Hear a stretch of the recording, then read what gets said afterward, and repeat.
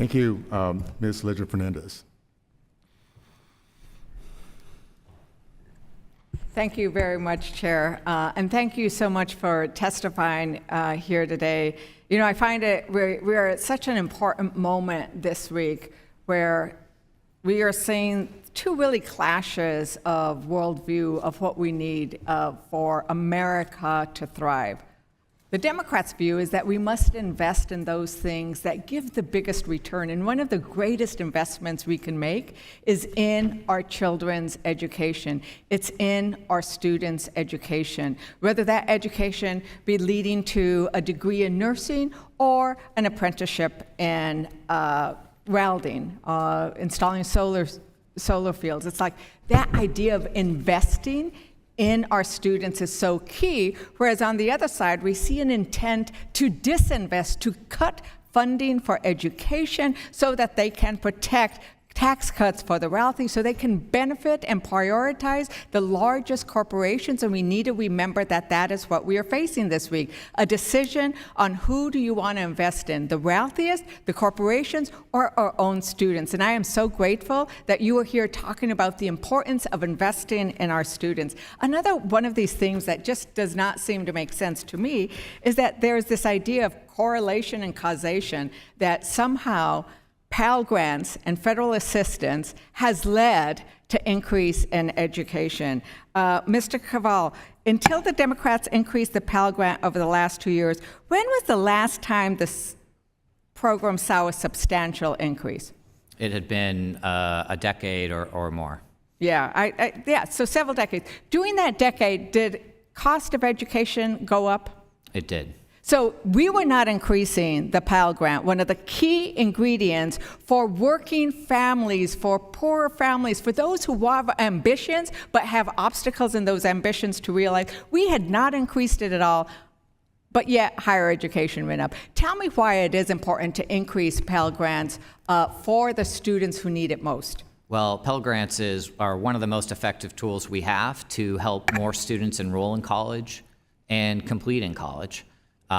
They serve 6 million students a year, and research shows that they're a wise investment, that actually we eventually get the money back in terms of tax revenue.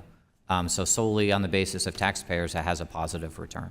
So this is another example. What do you invest in and how does it benefit our economy? And you just made that link, and that's actually based on research, not this speculation, this Bennett hypothesis. Are there, which I don't think there's actually any convincing evidence that this is real. Is that correct? I have not seen any evidence that Pell Grants increase tuition. Right. So it's not enough to just say it over and over again. Actually, when you look at the studies, Pell Grants don't increase in tuition, clearly, but they have such a benefit for our economy.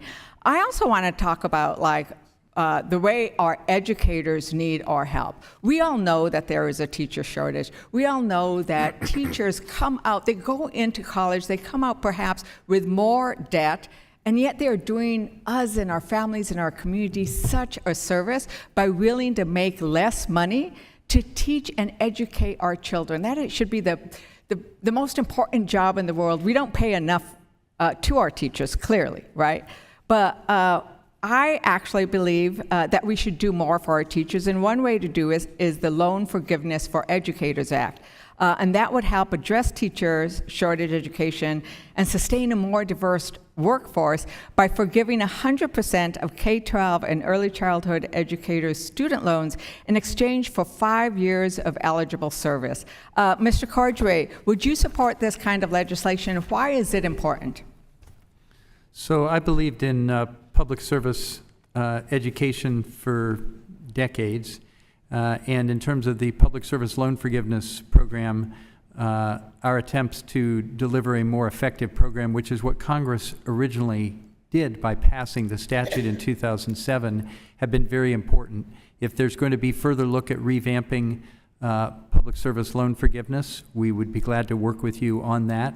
And I do think that it has been very important for public servants across the country to see that they can actually get the relief that they were promised, rather than be tangled up in red tape as was happening for years and years.